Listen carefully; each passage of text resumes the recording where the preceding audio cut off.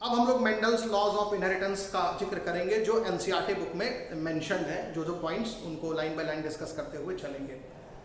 तो देखिए, Mendel's laws of inheritance में जो सबसे पहला पॉइंट एनसीईआरटी बुक में मेंशन है कि इनहेरिटेंस के बारे में अंडरस्टैंडिंग जो डेवलप हुई वो मिड 19th सेंचुरी में डेवलप हुई। वही जब मेंडल पी प्लांट पर हाइब्रिडाइजेशन एक्सपेरिमेंट कर रहे थे और अपने पेपर को प्रेजेंट किया और पब्लिश किया। ठीक है, तो हम लोग जो पढ़ने जा रहे हैं मेंडल्स लॉज ऑफ इनहेरिटेंस।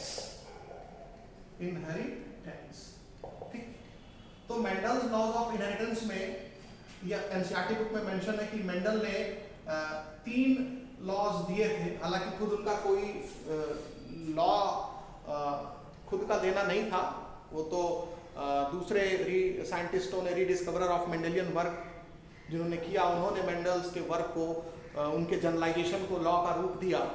तो फाइनली मेंडल ने तो के जो वर्क है उसको 3 लॉ के रूप में दुनिया के सामने लाएगा। एक था लॉ ऑफ डोमिनेंस, ठीक है, दूसरा था लॉ ऑफ सेग्रीगेशन और तीसरा था लॉ ऑफ इंडिपेंडेंट असॉर्टमेंट। ठीक है ना। तो मेंडल ने 3 नियम दिए जिनको लॉज ऑफ हेरिडिटी या लॉज ऑफ इनहेरिटेंस कहा जाता है। इसमें लॉ ऑफ सेग्रीगेशन को law of purity of gamete भी कहा जाता है, law of purity of gametes भी कहा जाता है। ठीक, अब देखिए, तो एनसीईआरटी बुक जो मेंशन करती है कि मिड 19th सेंचुरी में इनहेरिटेंस के बारे में समझ डेवलप हुई और उस समय मेंडल ने ही इसकी शुरुआत की थी। तो मिड 19th सेंचुरी, ठीक है, mid 19th century, understanding of inheritance, ठीक,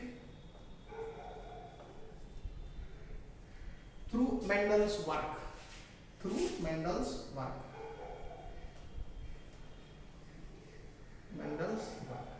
ठीक है। अच्छा, दूसरा जो पॉइंट मेंशन है जो कंट्राडिक्ट करता है, कई किताबों में आप पढ़ेंगे तो कुछ अलग अलग मिलेगा। जैसे कि मेंडल ने जो पी प्लांट पर हाइब्रिडाइजेशन एक्सपेरिमेंट किया था 7 इयर्स के लिए, वो हमने जो ठीक इसके पहले अभी बताया, वो 1859 से 1866 के बीच में किया, 7 साल। वो हमने एक किताब से एक डेटा उठा के आपको दे दिया। लेकिन अगर आप इस पॉइंट को अलग अलग किताबों से पढ़ने की कोशिश करेंगे तो आपको वेरिएशन मिलेगा, डिफरेंसेस मिलेंगे।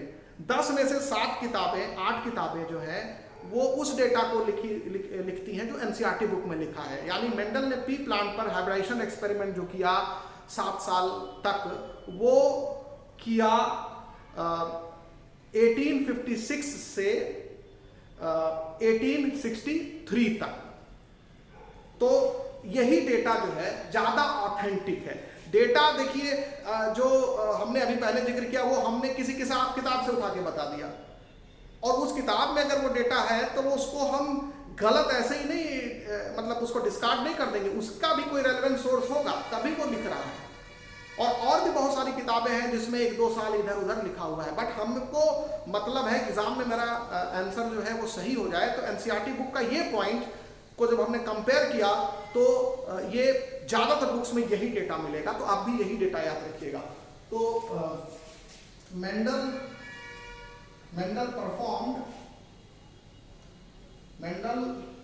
परफॉर्म्ड hybridization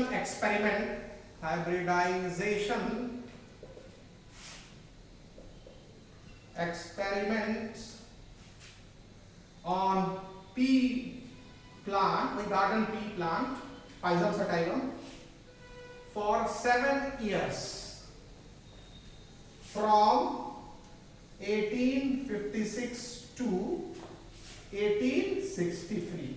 ये याद रखना है आपको, 1856 से 1863 के बीच में मेंडल ने 7 साल तक पी प्लांट पर हाइब्रिडाइजेशन एक्सपेरिमेंट किया। ये एनसीईआरटी बुक में लिखा है और ज्यादातर किताब में यही डेटा लिखा है, बट कुछ किताबें ऐसी भी है जहां ये डेटा कुछ और मिलता है। ठीक, याद ये वाला करना है, मैं फिर से आपको कहता हूं। अब उसके बाद फिर नेक्स्ट जो पॉइंट एनसीईआरटी बुक मेंशन करती है कि मेंडल ने पहली बार बायोलॉजी में किसी प्रॉब्लम को सॉल्व करने के लिए स्टैटिस्टिकल एनालिसिस और मैथमेटिकल लॉजिक का इस्तेमाल किया। ये पहला ऐसा ओकेजन था जब बायोलॉजी में मैथमेटिक्स और स्टैटिस्टिक्स का इस्तेमाल हुआ था। तो आप यहां भी लिखेंगे mathematical logics and statistical analysis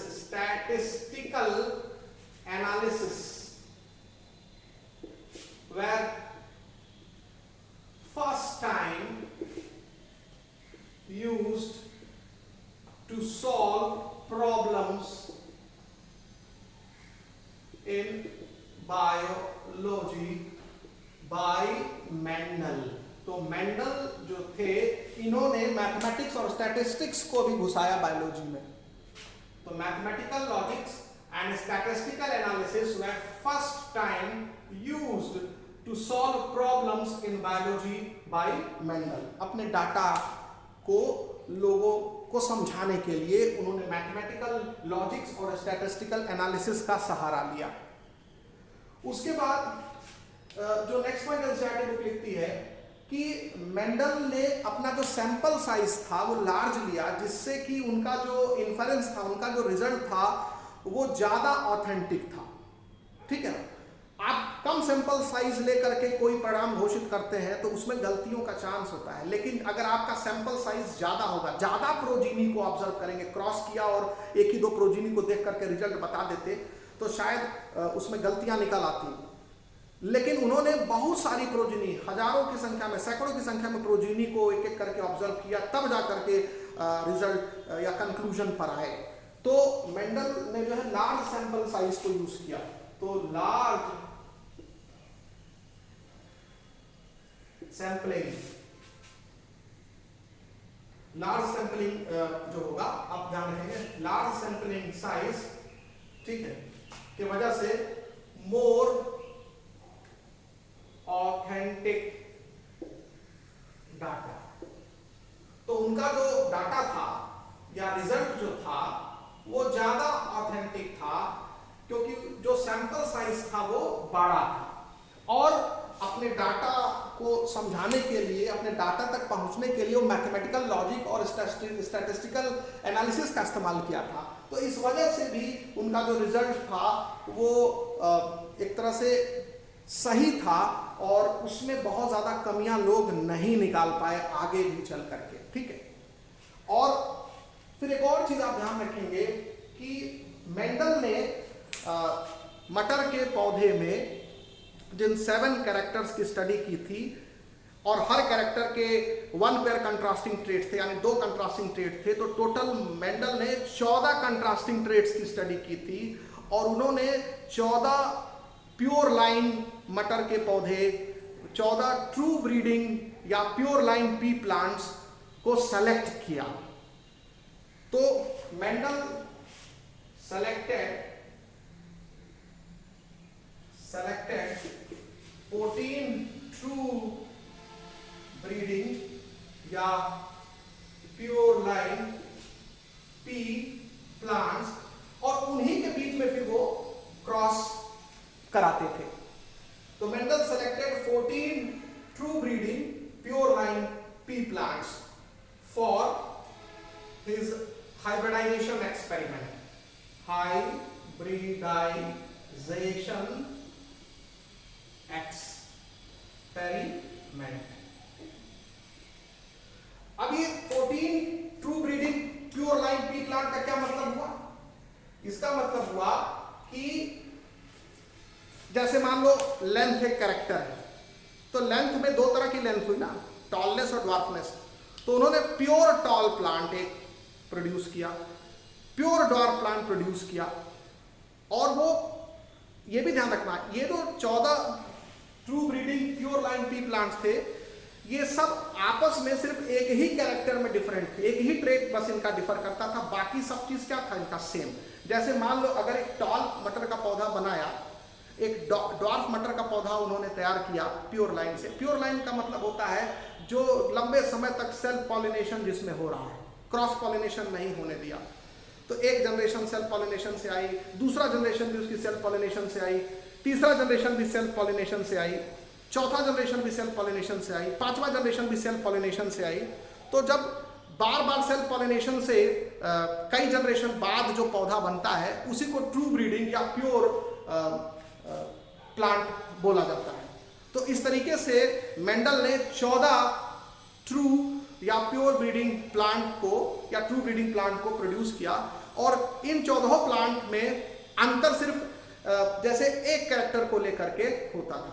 जैसे मान लीजिए कि अगर एक प्लांट जिसमें ऐसा था जिसमें फ्लावर का कलर जो है वो रेड है, ठीक है, लेकिन बाकी सारे कैरेक्टर्स जो थे वो दूसरे प्लांट से मैच करते थे। तो अगर दो प्लांट के बीच में अगर क्रॉस हो रहा है तो उनके बीच में केवल एक ट्रेट का डिफरेंस था, एक प्लांट लंबा है दूसरा बौना, बाकी फ्लावर का कलर, पॉड का शेप, सीड का कलर, सीड का शेप, सब कुछ क्या है, सेम है। तो आपके लिए क्यों 14 ही, क्योंकि कंट्रास्टिंग ट्रेट्स तो कुल 14 ही थे ना, 7 कैरेक्टर और हर कैरेक्टर के 2 कंट्रास्टिंग ट्रेट, तो टोटल कितने ट्रेट हो गए, 14। तो उन्होंने एक ऐसा प्लांट तैयार किया जो लंबा था, एक ऐसा प्लांट तैयार किया जो बौना था, एक ऐसा प्लांट तैयार किया जिससे रेड फ्लावर होते थे, एक ऐसा प्लांट तैयार किया जिसमें व्हाइट फ्लावर होते थे, एक ऐसा प्लांट तैयार किया जिसमें इन्फ्लेटेड पॉड था, एक ऐसा प्लांट तैयार किया जिसमें कॉन्स्ट्रिक्टेड पॉड था, एक ऐसा प्लांट तैयार किया जिसमें रिंकल सीड थे, एक ऐसा प्लांट तैयार किया जिसमें राउंड सीड थे, ठीक है, एक ऐसा प्लांट तैयार किया जिसमें ग्रीन पॉड कलर था, एक ऐसा प्लांट तैयार किया जिसमें येलो पॉड कलर था, एक ऐसा प्लांट तैयार किया जिसमें येलो सीड कलर था, एक ऐसा प्लांट तैयार किया जिसमें ग्रीन सीड कलर था। तो ऐसे जोड़ लोगे तो 14 पी प्लांट उन्होंने तैयार किए जो कि प्योर थे। मतलब वो उसमें जो कहा जाए कि दोनों एलील जो थे वो जीनोटाइप के वो सेम थे, समझ में आया? तो ये ध्यान रखना है आपको। ये हो गया, मेंडल ने ट्रू ब्रीडिंग प्लांट को प्रिपेयर किया, कितने, 14। और मेंडल ने जो अपना एक्सपेरिमेंट किया वो इतना ऑथेंटिक था कि जनरेशन आफ्टर जनरेशन, अगर किसी भी जनरेशन में अगर आप क्रॉस देखते तो वो मेंडल ने जो बताया था वो वैरी करता हुआ नहीं मिलता है, साइंटिस्टों को ना मिलेगा, ठीक है। तो ये हो गया मेंडल का जो लॉज ऑफ इनहेरिटेंस है। इसमें जो 3 लॉ है, law of dominance, law of segregation, law of independent assortment, ये तो हम आगे पढ़ेंगे, बट एनसीईआरटी बुक ने जो जनरल पॉइंट लिखा है वो हमने आपको डिस्कस कर दिया है। अब जो पहला पेज है एनसीईआरटी बुक में, जब principles of inheritance and variation, जब ये टॉपिक शुरू होता है पहले पैराग्राफ में, तो उसने जेनेटिक्स, हेरिडिटी, इनहेरिटेंस और वेरिएशन को समझाया है। तो हम लोग अब वो डिस्कस, तो आइए समझते हैं जेनेटिक्स, इनहेरिटेंस, हेरिडिटी और वेरिएशन क्या है। तो जेनेटिक्स, इनहेरिटेंस, हेरिडिटी और वेरिएशन, ठीक है। देखिए जेनेटिक्स का जो डेफिनेशन है, it is study of inheritance and variation. It is branch of biology that deals with study of inheritance and variation, यानी इनहेरिटेंस और वेरिएशन के अध्ययन को ही जेनेटिक्स कहा जाता है। तो जेनेटिक्स क्या है? It is branch of biology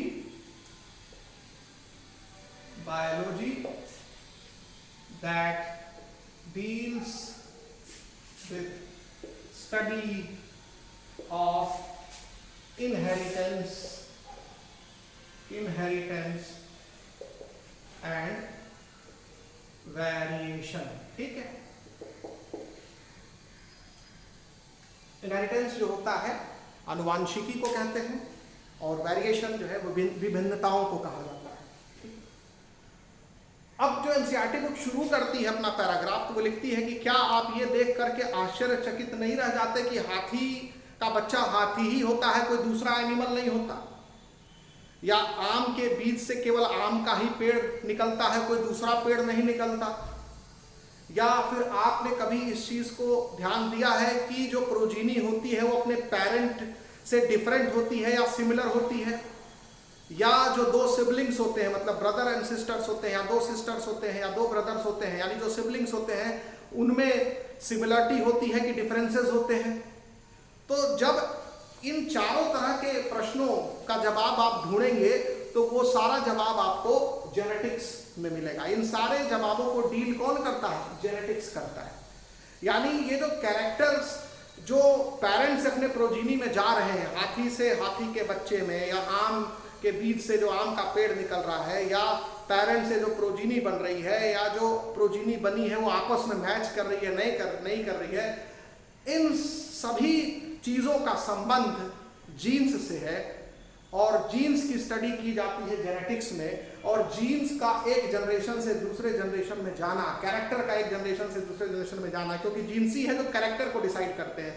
character कैसा होगा वो जीन पर डिपेंड करेगा, यानी जीन में इंफॉर्मेशन होता है जिसके वजह से वो कैरेक्टर बनता है किसी ऑर्गेनिज्म में। तो जीन कोड फॉर कैरेक्टर, ठीक है। तो जीन्स का या कैरेक्टर का एक पीढ़ी से दूसरे पीढ़ी में जाना, एक जनरेशन से दूसरे जनरेशन में जाना, पेरेंट से प्रोजीनी में जाना, उसको कहते हैं इनहेरिटेंस। तो इनहेरिटेंस का जो डिफिनीशन है, it is transfer of character, it is process of transfer या पासिंग ऑफ कैरेक्टर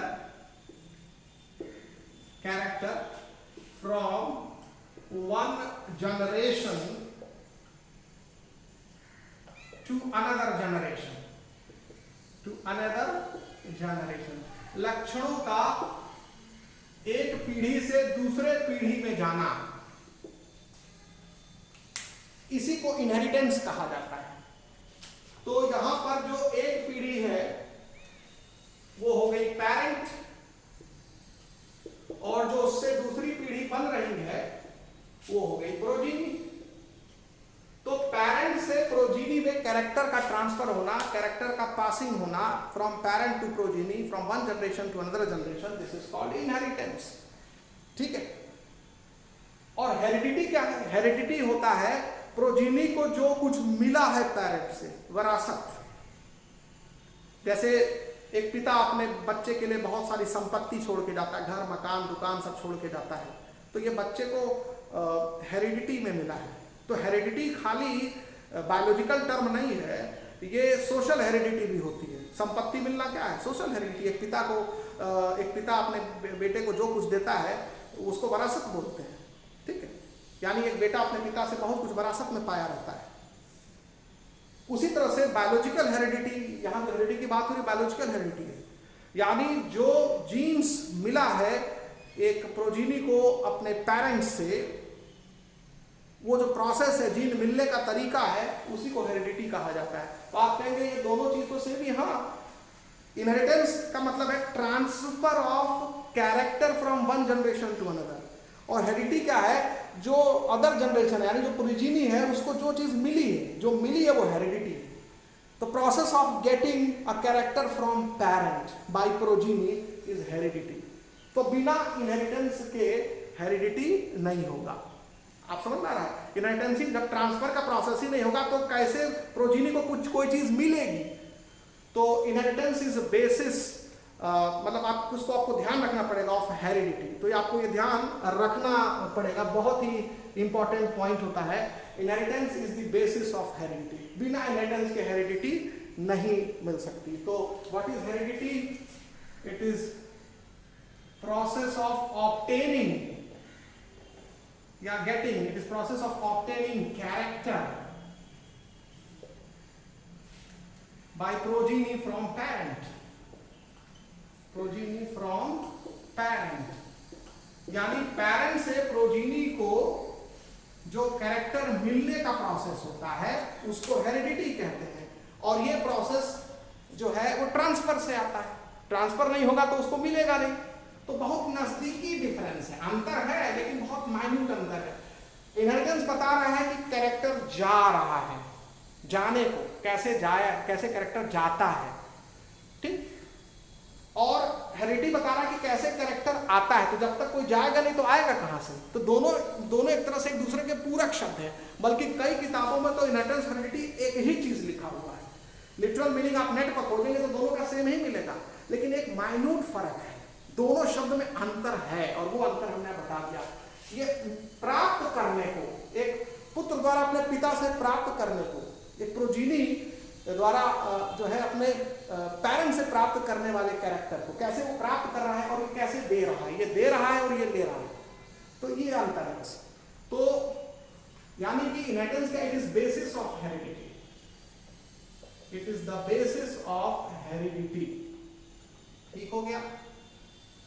तो आपको हमने इनहेरिटेंस भी, जेनेटिक्स भी समझा दिया, इनहेरिटेंस भी समझा दिया, हेरिडिटी भी समझा दिया। और जब जेनेटिक्स टर्म की बात करते हैं तो जेनेटिक फादर ऑफ जेनेटिक्स पहले ही बता चुके हैं, ग्रेगर जॉन मेंडल को कहा जाता है। तो ग्रेगर जॉन मेंडल को फादर ऑफ जेनेटिक्स कहा जाता है। ठीक है? तो फादर ऑफ जेनेटिक्स कौन हो गया? Gregor John Mendel. और जेनेटिक शब्द का प्रयोग जो है वो बैटसन ने किया। तो जेनेटिक शब्द का प्रयोग किसने किया? बैटसन ने किया। जेनेटिक्स टर्म W बैटसन ने दिया, BATSON। तो जेनेटिक शब्द का प्रयोग किसने किया? बैटसन ने किया। अब वेरिएशन देखिए, वेरिएशन क्या होता है? Variation is the degree by which progeny differ from its parent. तो वेरिएशन क्या है? It is the degree by which progeny differs from its parent। यानी पेरेंट से प्रोजीनी कितना डिफर करती है कैरेक्टर में, उसको बोलते हैं वेरिएशन। यानी पेरेंट में जो लक्षण होते हैं प्रोजीनी में एग्जैक्ट वही लक्षण चले जाएं ये कोई जरूरी नहीं है, और कुछ परिवर्तन हो जाता है लक्षणों में तो बोलते हैं वेरिएशन आ गया। तो एक आबादी में, एक पॉपुलेशन में दो इंडिविजुअल के बीच में जो डिफरेंस होता है वही वेरिएशन है। प्रोजीनी और पेरेंट के बीच में भी वेरिएशन हो सकता है, दो प्रोजीनी के बीच में भी, यानी सिबलिंग्स के बीच में, ब्रदर सिस्टर, ब्रदर ब्रदर के, सिस्टर सिस्टर के बीच में डिफरेंस हो सकता है। तो it is degree of difference between two individuals of a population. उसमें दो इंडिविजुअल में एक पेरेंट एक प्रोजीनी हो सकता है, दोनों ही प्रोजीनी हो सकती है। ठीक है? तो ये ध्यान रखना है। और ये जो वेरिएशन होता है यही रॉ मटेरियल होता है इवोल्यूशन का। जब तक वेरिएशन नहीं होगा तब तक इवोल्यूशन भी नहीं होगा, नेचुरल सिलेक्शन नहीं होगा। यानी सपोज करो दो प्रोजीनी है और दोनों एक दूसरे से डिफरेंट है, और एक गिवन इन्वायरमेंट में एक प्रोजीनी जो है वो दूसरे प्रोजीनी से बेहतर परफॉर्म कर रही है अंतर के वजह से, तो नेचर उसको ही सेलेक्ट करेगा, दूसरे को सेलेक्ट नहीं करेगा। और जब नेचर सेलेक्ट करेगा तो लंबे समय बाद वही सेलेक्टेड प्रोजीनी नए स्पीशीज के रूप में डेवलप हो जाएगी। इसी को इवोल्यूशन कहा जाता है। तो बिना वेरिएशन के इवोल्यूशन संभव नहीं है। ठीक है? अच्छा, याद रखिए ये जो वेरिएशन है इसके बारे में ह्यूमन को बहुत समय पहले से पता था। लगभग 8000 से 1000 BC से ही ह्यूमन ये जान रहा था कि वेरिएशन जो है वो उसका एक कारण छिपा हुआ है सेक्सुअल रिप्रोडक्शन में। यानी सेक्सुअल रिप्रोडक्शन के वजह से वेरिएशन होता है, इस बात की जानकारी ह्यूमन को 8000 से 1000 BC के समय से ही है। यानी वेरिएशन जो है is due to sexual reproduction. Sexual reproduction, देखिए सेक्सुअल रिप्रोडक्शन जो होता है उसमें गैमीट्स बनते हैं, और गैमीट्स जब बनते हैं तो मियोसिस होता है, और मियोसिस जब होता है तो उसमें एक टर्म आता है क्रॉसिंग ओवर या जेनेटिक रिकॉम्बिनेशन। जीन का नया कॉम्बिनेशन बनता है, पैरेंटल कॉम्बिनेशन जो है उससे अलग हटके, और इसी नया कॉम्बिनेशन जो क्रॉसिंग ओवर से या जेनेटिक रिकॉम्बिनेशन से बनता है, इसी वजह से वेरिएशन आता है। तो सेक्सुअल रिप्रोडक्शन में गैमीट बनता है, गैमीट बनने में जो मियोसिस होता है उस मियोसिस के दौरान ही क्रॉसिंग ओवर होता है या जेनेटिक रिकॉम्बिनेशन होता है, और उसी वजह से वेरिएशन आता है। तो ये संबंध है कि सेक्सुअल रिप्रोडक्शन एक वजह है वेरिएशन का, और ह्यूमन बीइंग को इस बात का पता 8000 से 1000 BC से ही था। सिंस तो ह्यूमन न्यू अबाउट, ठीक है, तो human knew about variation since 8000 to 1000 BC। ये बात समझ में आ गई। और जब ह्यूमन को बहुत सालों से ये पता था, हजारों सालों से ये बात पता थी, लाखों सालों से ये बात पता थी कि जो वेरिएशन है वो सेक्सुअल रिप्रोडक्शन से होता है, यानी नेचुरली जो एग्जिस्टिंग ऑर्गेनिजम्स है, जो वाइल्ड, जो नेचर में एग्जिस्ट, जो ऑर्गेनिज्म नेचर में एग्जिस्ट करते हैं उनको वाइल्ड ऑर्गेनिजम्स कहा जाता है, वाइल्ड एनिमल्स, वाइल्ड प्लांट्स। ठीक, तो वाइल्ड एनिमल और वाइल्ड प्लांट्स की जो आबादी थी उनमें भी वेरिएशन था। तो ह्यूमन ने क्या किया, अपने फायदे के लिए जो गुड वेरिएशंस थे उनको सेलेक्ट किया, उसको आर्टिफिशियल सिलेक्शन कहते हैं। नेचर जब किसी प्रॉपर्टी को, किसी ऑर्गेनिज्म को सेलेक्ट करता है उसके खास वजह से, खास गुण के वजह से, तो उसको नेचुरल सिलेक्शन कहते हैं। इंसान जब किसी ऑर्गेनिज्म को सेलेक्ट करता है अपने फायदे के लिए तो उसको आर्टिफिशियल सिलेक्शन कहते हैं। तो ह्यूमन ने आर्टिफिशियल सिलेक्शन के माध्यम से प्लांट को, एनिमल को चुना कि ये वाला वाइल्ड एनिमल को हम इसके इस प्रॉपर्टी के वजह से, या ये वाले वाइल्ड प्लांट को हम उसके इस प्रॉपर्टी के वजह से सेलेक्ट करते हैं। और उनके बीच में उन्होंने ब्रीड कराया, दो सेलेक्टेड वाइल्ड प्लांट्स के बीच में क्रॉस ब्रीडिंग कराई, और उससे उन्होंने एक ऐसा प्लांट प्राप्त किया जिसमें डिजायर्ड क्वालिटी थी, जो वो चाहते थे, और फिर उसको ही वो उगाना शुरू किए अपने देखरेख में। तो धीरे धीरे वो फैल गया धरती पर, तो वो सेलेक्टेड ब्रीड हो गया, सेलेक्टेड वैरायटी हो गई। तो ये आर्टिफिशियल सिलेक्शन हुआ, और फिर अपने देखरेख में उसका प्रचार प्रसार किया, तो ये डोमेस्टिकेशन हो गया। तो वो जो सेलेक्टेड, जो नया प्लांट तैयार हुआ या इसी तरह से नया एनिमल तैयार हुआ, वो वाइल्ड नहीं कहा जाएगा, वो वाइल्ड स्पीशीज से बनाया गया, वाइल्ड वैरायटी से बनाया गया आर्टिफिशियल सिलेक्शन के कारण, और फिर उसको ह्यूमन अपने देख रेख में उसको फैलाता गया धरती पर। तो ये डोमेस्टिकेशन होगा। जब ह्यूमन किसी चीज में दखल देता है, उस ऑर्गेनिज्म का केयर करता है, अपने साथ रखता है, तो उसको डोमेस्टिकेशन कहा जाता है। तो आर्टिफिशियल सिलेक्शन और डोमेस्टिकेशन जो है वो इंसानों ने शुरू किया उन ब्रीड्स का जिससे कि उनको फायदा आगे मिलने वाला था या मिलता रहा है। और इसी का एक एग्जाम्पल एनसीईआरटी में लिखा है साहिवाल काऊ का, कि artificial selection and domestication of bread produced by wild cow species का एग्जाम्पल है साहिवाल काऊ, जो पंजाब में है। तो पंजाब में जो साहिवाल काऊ, जो पंजाब की काऊ है, वो हालांकि अब पूरे देश में फैल चुकी है काऊ। इसकी जो मिल्क क्वालिटी और क्वांटिटी होती है बहुत अच्छी होती है, क्वांटिटी भी ज़्यादा है, मिल्क की क्वालिटी भी बहुत अच्छी है। और साहिवाल काऊ जो है वो वाइल्ड काऊ ब्रीड से डेवलप की गई है आर्टिफिशियल सिलेक्शन और डोमेस्टिकेशन के प्रोसेस से। हम लोग इनहेरिटेंस ऑफ वन जीन को समझेंगे। तो let us take an example of hybridization experiment performed by Mendel to understand inheritance of one gene. तो आइए हम लोग इनहेरिटेंस ऑफ वन जीन को समझते हैं। इनहेरिटेंस ऑफ वन जीन क्या मतलब है इसका? आपको पता है कि किसी भी ऑर्गेनिज्म में जो भी कैरेक्टर होता है वो किसी न किसी जीन से कंट्रोल होता है, यानी हर कैरेक्टर के लिए कोई ना कोई जीन रिस्पॉन्सिबल होता है। तो मेंडल ने मटर के पौधे में जिन 7 कैरेक्टर्स की स्टडी की थी, वो सारे 7 कैरेक्टर्स किसी न किसी जीन के द्वारा कंट्रोल किए जाते हैं। ठीक है, तो जब हम यहां कहते हैं कि इनहेरिटेंस ऑफ वन जीन, तो इसका मतलब है कि किसी एक कैरेक्टर को कंसीडर करके क्रॉस को समझेंगे। ठीक है, अब जैसे मेंडल ने जिन 7 कैरेक्टर्स की स्टडी की थी और हर कैरेक्टर के 1 पेयर कंट्रास्टिंग ट्रेट या अपोजिंग ट्रेट होते हैं, तो ऐसे ही 7 कैरेक्टर्स के 7 पेयर कंट्रास्टिंग ट्रेट्स या अपोजिंग ट्रेट्स होंगे, और हर कैरेक्टर एक जीन से कंट्रोल होगा। ठीक है, तो यहां पर जो क्रॉस कंसीडर किया जाएगा एग्जाम्पल में, उसमें जो 2 प्लांट्स लिए जाएंगे उनमें सिर्फ एक कैरेक्टर का डिफरेंस होगा और बाकी सारे कैरेक्टर्स क्या होंगे? सेम होंगे, सिमिलर होंगे। जैसे यहां पर जो एग्जाम्पल हम लेंगे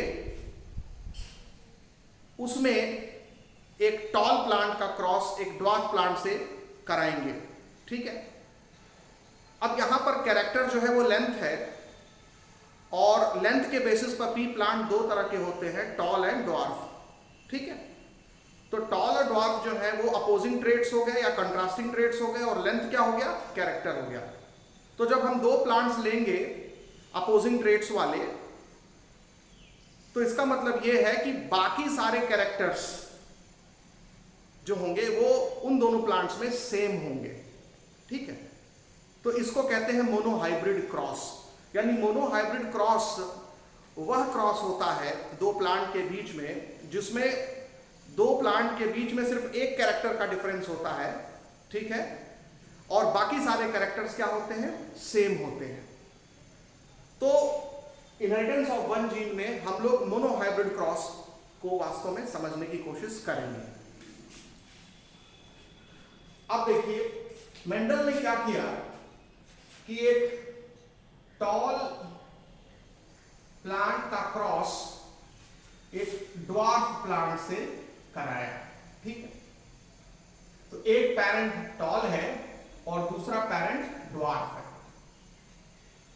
और इनके बीच में क्रॉस पॉलिनेशन हुआ। क्या हुआ, क्रॉस पॉलिनेशन हुआ, और इनके क्रॉस पॉलिनेशन से जो इनकी प्रोजीनी बनी, मतलब टॉल प्लांट है और ड्वार्फ प्लांट है, और क्रॉस पॉलिनेशन कराया गया इनके बीच में, और इस क्रॉस पॉलिनेशन से जो फीमेल प्लांट होगा उसमें सीड बनेगा, और उस सीड से जो प्लांट निकलेंगे, जो प्रोजीनी निकलेगी, वो सारी की सारी टॉल होगी। तो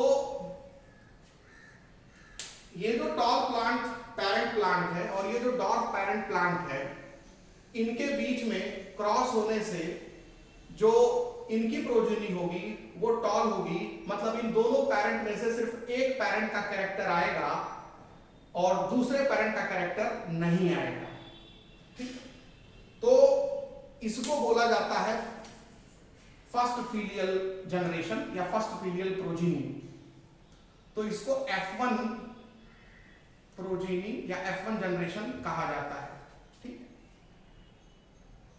या F1 का यहां पर फुल फॉर्म है फीलियल, ठीक है, फीलियल 1 प्रोजीनी, ठीक है।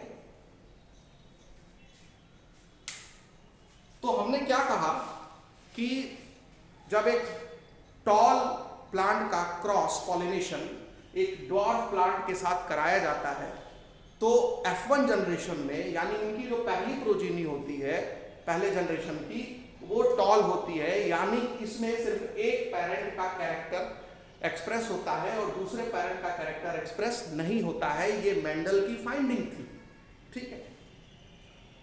और जब ये इस टॉल प्लांट यानी जो F1 प्रोजीनी जो थी वो सारी के सारे जितने भी पौधे थे वो सब टॉल थे, जब इनमें सेल्फ पॉलिनेशन कराया जाता है, इनकी सेल्फिंग कराई जाती है, मतलब जब इसमें सेल्फ पॉलिनेशन कराया जाता है, क्रॉस पॉलिनेशन की जरूरत नहीं है, तो सेल्फ पॉलिनेशन कराया जाता है यानी सेल्फिंग कराई जाती है,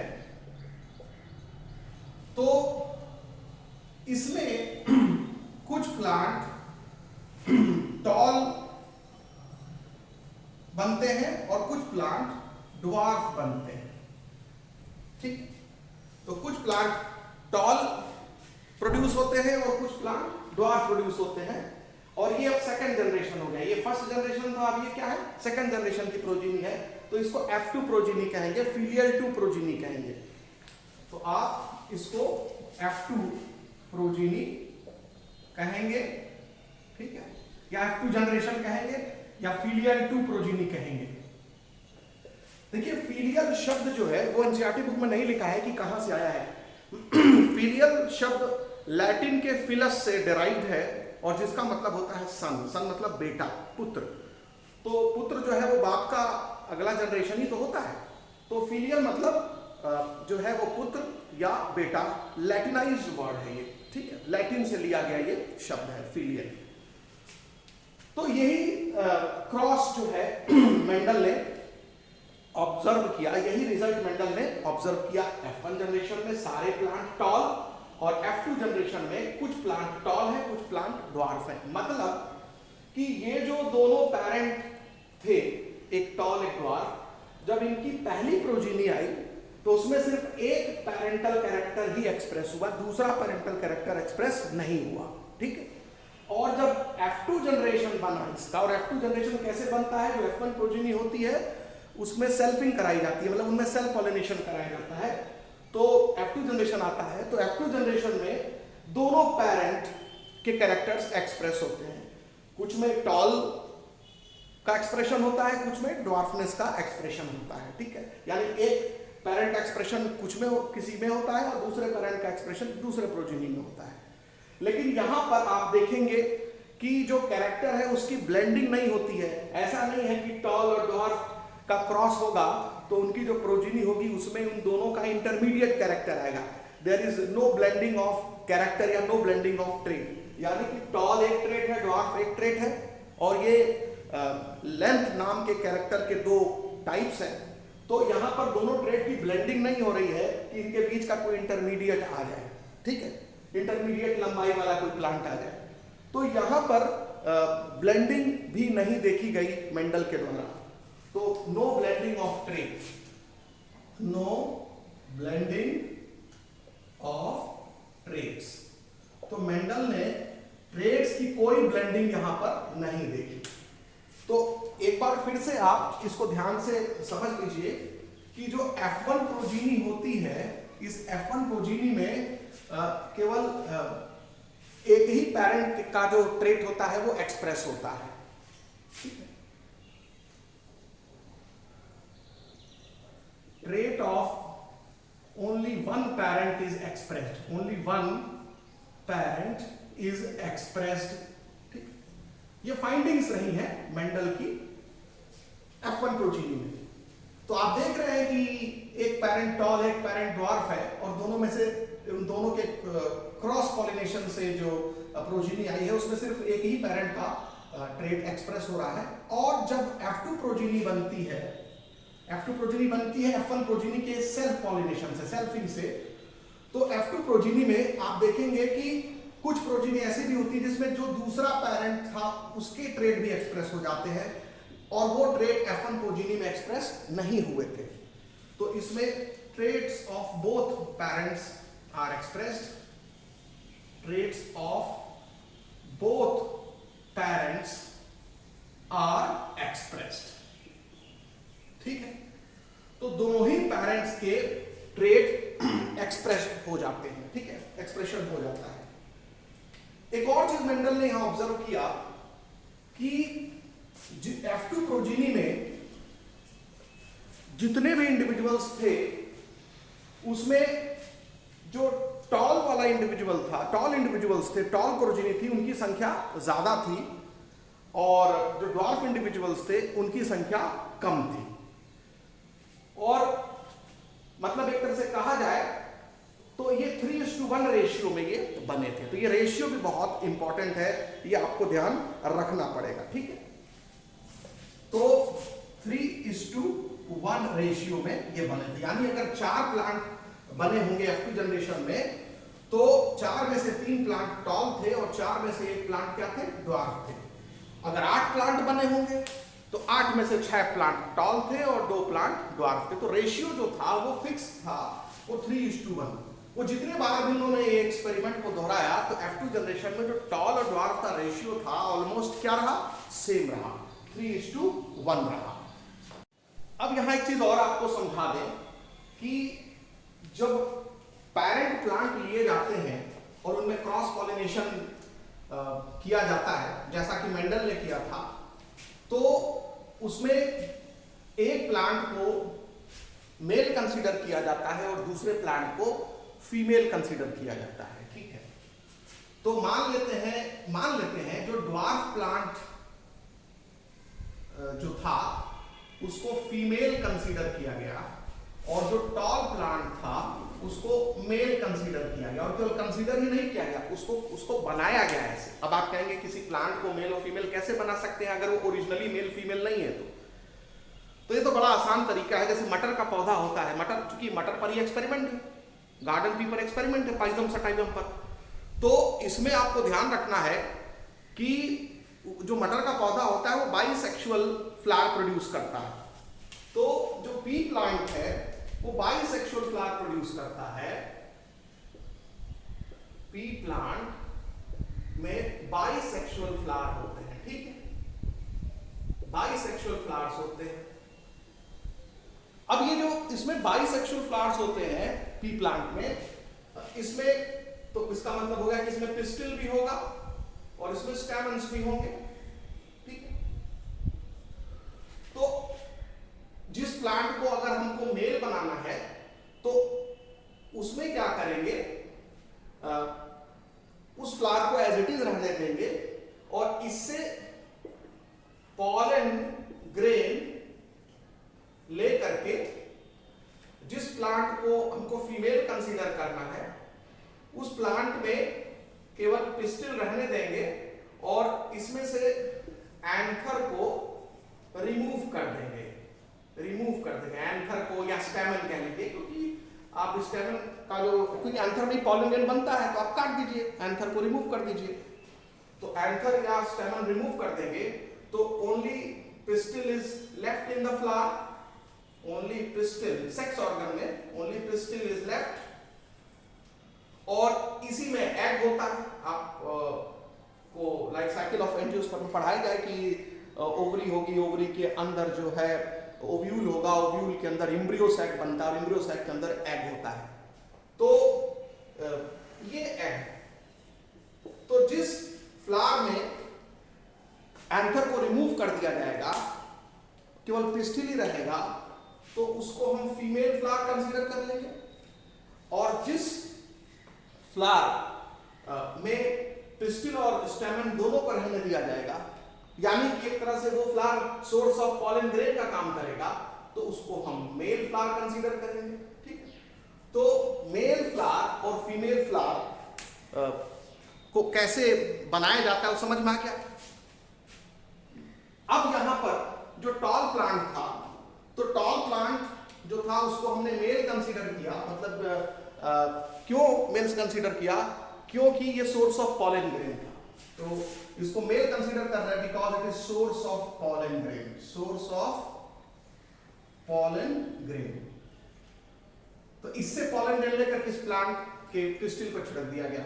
और इसको फीमेल क्यों कंसीडर किया गया, because it is source of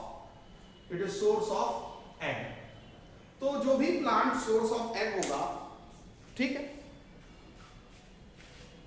उसको फीमेल प्लांट कंसीडर करेंगे, और जो भी प्लांट जो है वो सोर्स ऑफ पॉलन ग्रेन होगा उसको मेल प्लांट कंसीडर करेंगे।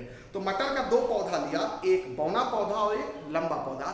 शुरू में दोनों पर बाइसेक्सुअल फ्लावर थे, तो जो बौने पौधे का जो फ्लावर था उसमें क्या किया गया, स्टेमन्स को रिमूव कर दिया गया, यानी एंथर को रिमूव कर दिया गया।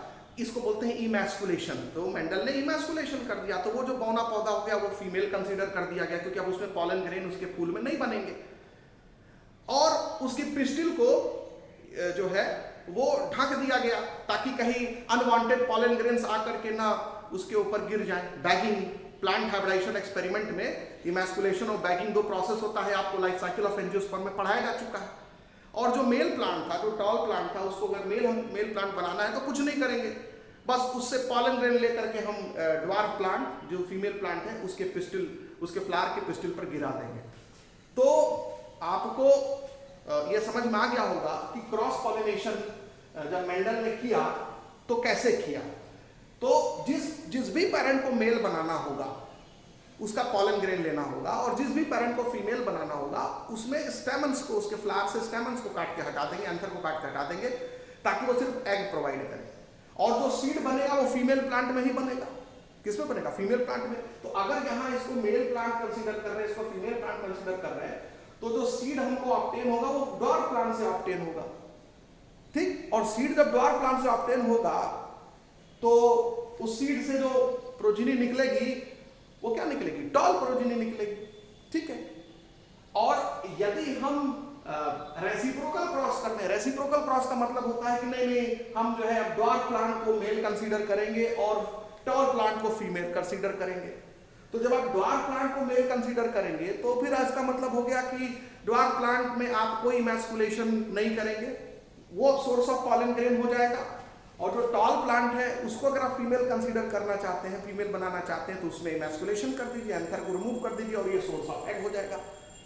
और उस केस में तब सीड, इससे जो सीड निकलेगा, क्योंकि सीड यही बनाएगा ना, जिसमें एग से ही तो एम्ब्रियो बनता है और एम्ब्रियो से फिर फर्टिलाइजेशन होता है का मेल गैमीट से, पॉलन ग्रेन में जो मेल गैमीट होते हैं उसी से फिर एम्ब्रियो बनता है, एम्ब्रियो सीड के अंदर ही बनता है। तो टॉल प्लांट से तब सीड मिलेगा, तो उस सीड के अंदर जितने भी प्लांट होंगे वो टॉल होंगे।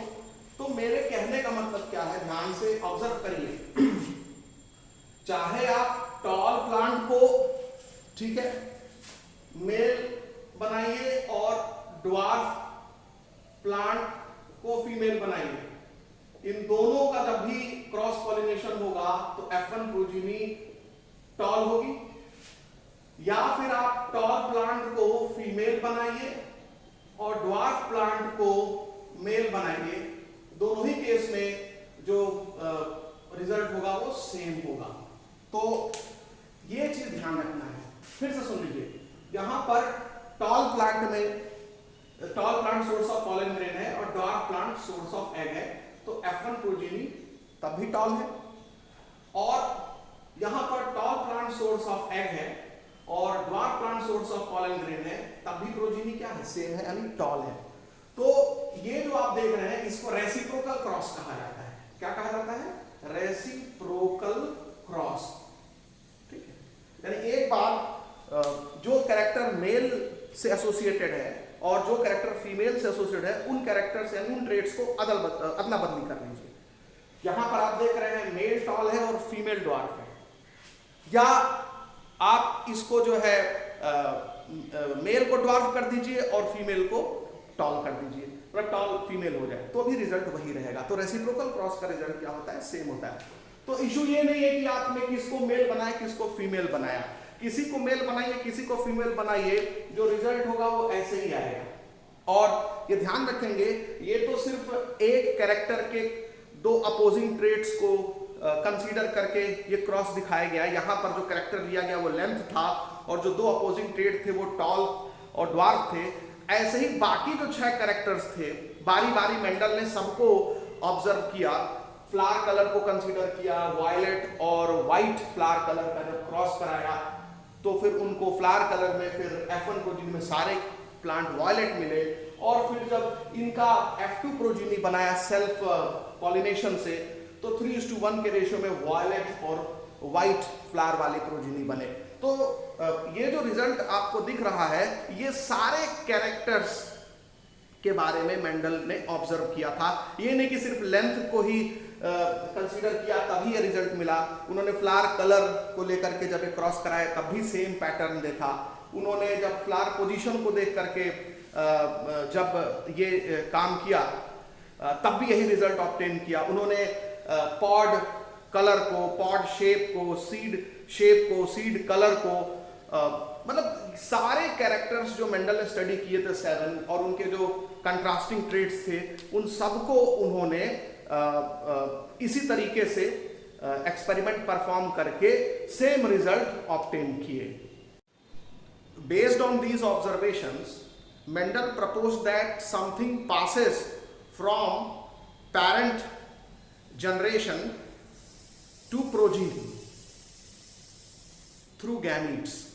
यानी कि जो मेंडल ने हाइब्रिडाइजेशन एक्सपेरिमेंट किया और उसमें जो उन्होंने ऑब्जर्व किया जो चीजें, उस ऑब्जर्वेशन के आधार पर मेंडल ने यह बताया कि कुछ चीज है, कोई चीज है जो कि पेरेंट से उनके प्रोजीनी में ट्रांसफर होती है गैमीट्स के जरिए। और इस समथिंग को, ये जो थिंग है, जो चीज जा रही है, उसको मेंडल ने फैक्टर कहा। यानी factor is transferred from parent to progeny, और ये सक्सेसिव जनरेशन में ऐसा होता जाता है। अब ये दोनों पेरेंट हैं, ये प्रोजीनी है, तो इन दोनों से फैक्टर जो है गैमीट के जरिए प्रोजीनी में आएगा। ठीक, और अब ये पेरेंट हो गया और ये प्रोजीनी हो गई, तो इससे जो फैक्टर होगा वो गैमीट के जरिए इन प्रोजीनीज में आएगा। तो मेंडल ने ये बताया कि गैमीट जो है वो फैक्टर को अगले जनरेशन तक पहुंचाने का काम करते हैं पेरेंट से, ठीक है। तो यहां पर ये पॉइंट आपको मेंशन करना पड़ेगा कि फैक्टर्स और उसी फैक्टर्स को आगे चल करके जीन्स कहा गया। तो मेंडल ने जीन्स के लिए कौन सा टर्म यूज किया था? फैक्टर शब्द का इस्तेमाल किया था। कारक उसको हिंदी में बोलते हैं।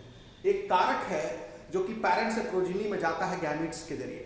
तो फैक्टर्स और jeans passes into progeny from parents in successive generations,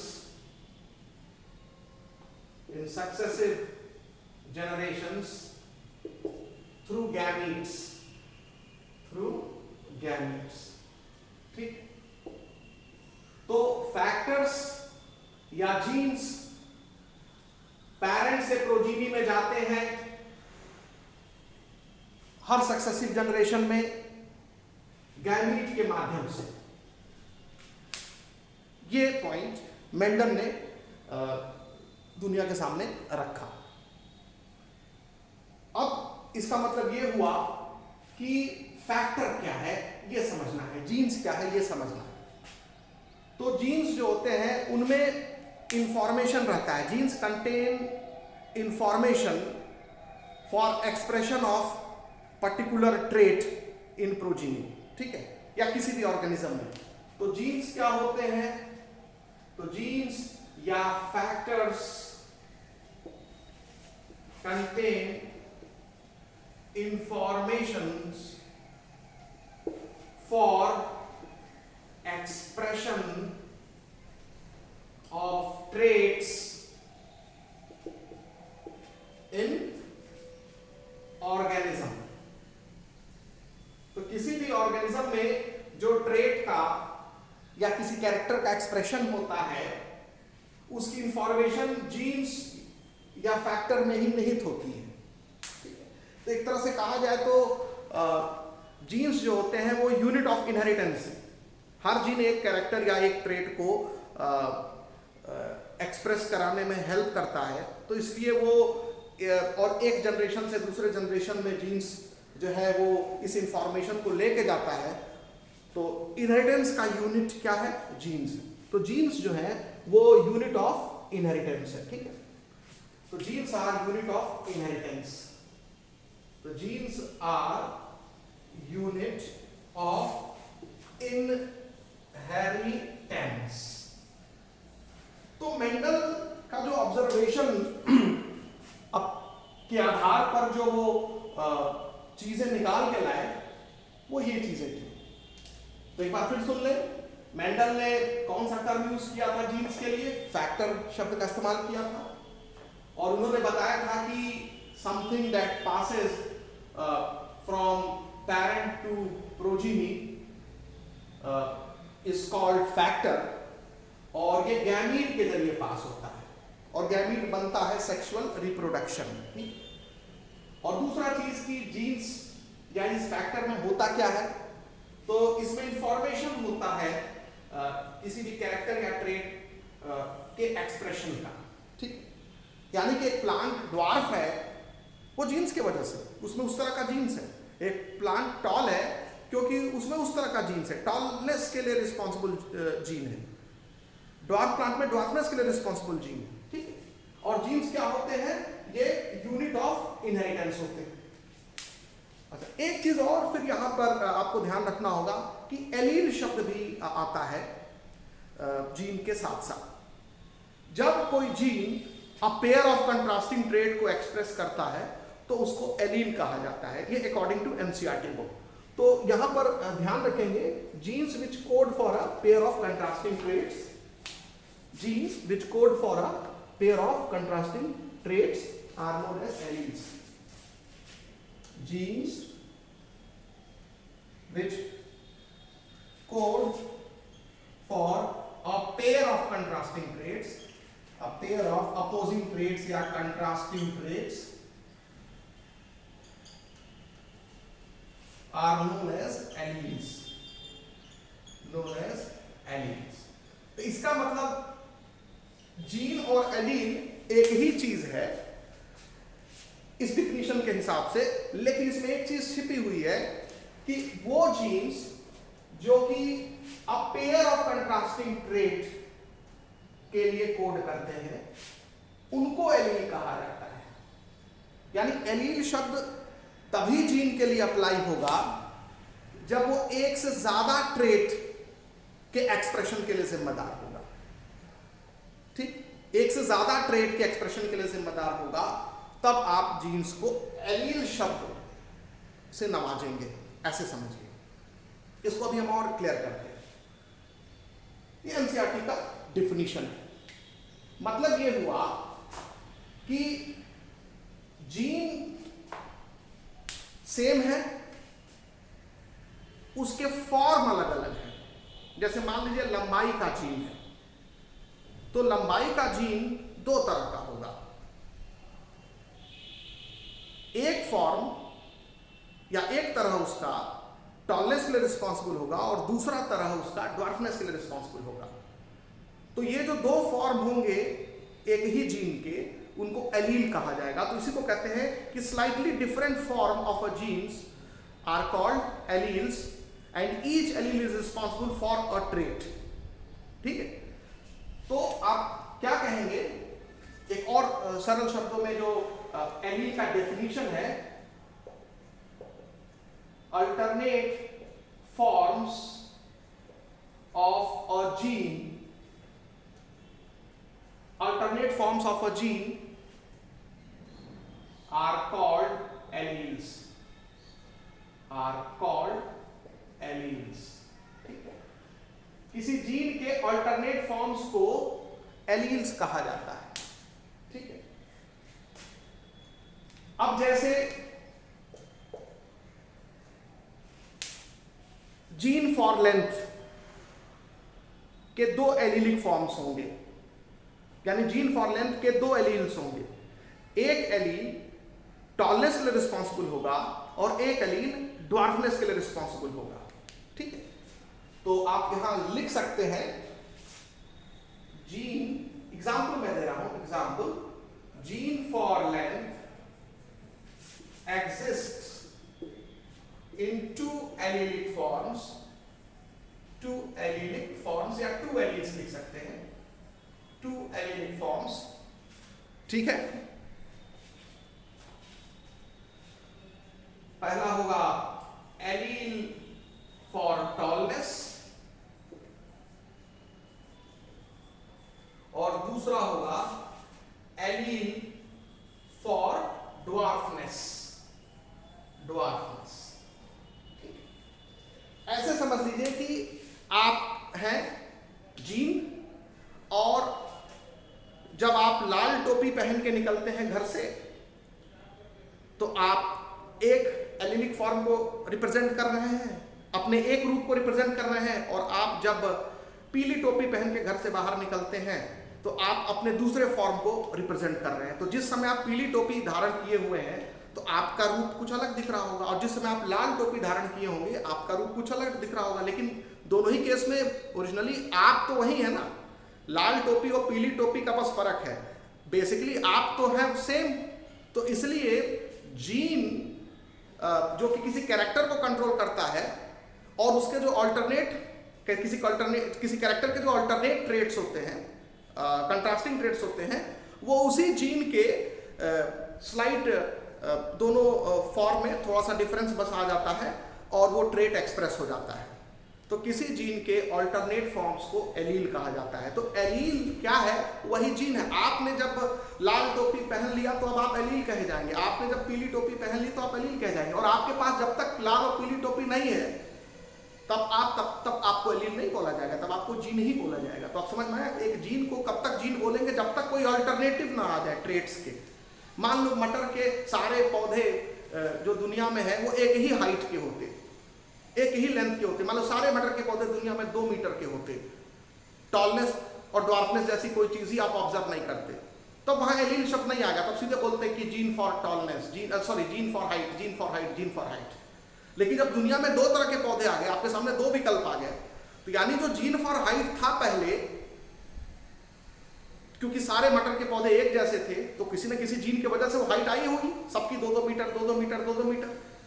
लेकिन आपको कुछ समय बाद उसी मटर के ग्रुप में कुछ जो है कम हाइट वाले पौधे भी दिखने लगे, तो इसका मतलब कि जो जीन रिस्पॉन्सिबल था हाइट के लिए, उसी में कुछ अल्टरेशन हो गया होगा, तो अब वो पौधा जो है वो उसकी हाइट कम हो गई है। तो अब आपके सामने दो ऑप्शंस आ गए, एक लंबा पौधा 2 मीटर हाइट वाले प्लांट को लंबा बोल देंगे, और जो छोटा हाइट हो गया उसको ड्वार्फ बोल देंगे। तो जीन तो है वही ना, लेकिन उसका रूप बदल गया। तो एक रूप को बोलेंगे एलील, दूसरे रूप को बोलेंगे एलील। अब क्लियर हो गया?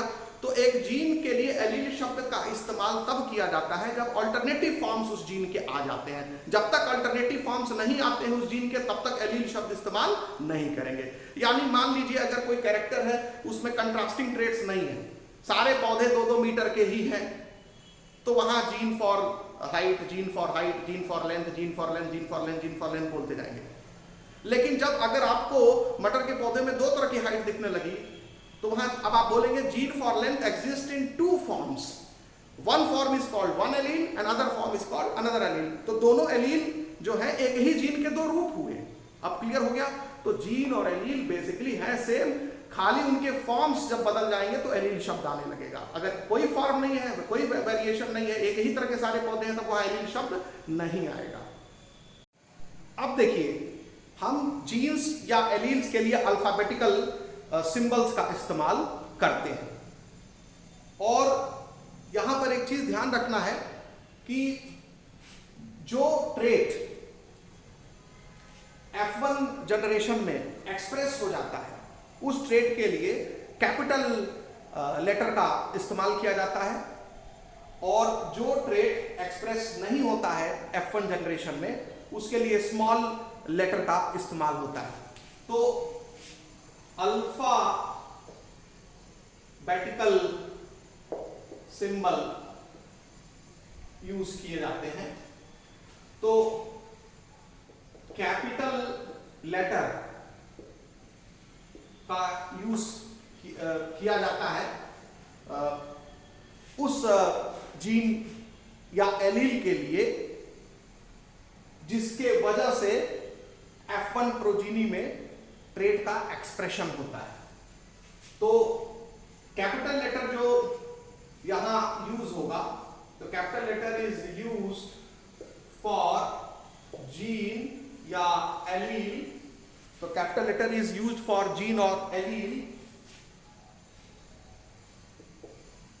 That is responsible for expression of trait in F1 generation। ठीक है, F1 जनरेशन। तो capital letter is used for gene oblique allele that is responsible for expression of trait in F1 generation. तो आप यहां देखेंगे कि F1 जनरेशन में जो ट्रेट एक्सप्रेस हो रहा है वो है टॉल। तो टॉल ट्रेट के लिए रिस्पॉन्सिबल जो एलील होगा या जीन होगा, अब हम एलील बोलेंगे क्योंकि यहां 2 अल्टरनेटिव फॉर्म्स देख रहे हैं, तो अब जीन के बजाय एलील शब्द इस्तेमाल करेंगे। तो एलील फॉर टॉलनेस, तो यहां पर टॉलनेस में टी लेटर आया है, तो उसको हम कैपिटल टी लेटर से डिनोट करेंगे और लिख देंगे कैपिटल टी एलील। मतलब आप अपने मर्जी से ए टॉलनेस के लिए मान लीजिए ए एलील हो गया या डी एलील हो गया, ऐसे नहीं करेंगे। टॉलनेस के लिए जो एलील आप उसका सिंबल देंगे वो कैपिटल टी देंगे। ये कैपिटल टी आया है टॉलनेस का जो सबसे पहला लेटर है वहां से, और कैपिटल इसलिए क्योंकि यही एक्सप्रेस हो रहा है F1 जनरेशन। अगर ड्वार्फ हो जाता F1 प्रोजीनी में तो आप ड्वार्फनेस के एलील को कैपिटल डी लिखते, ठीक है, लेकिन एक्सप्रेशन तो टॉल ट्रेट का हो रहा है।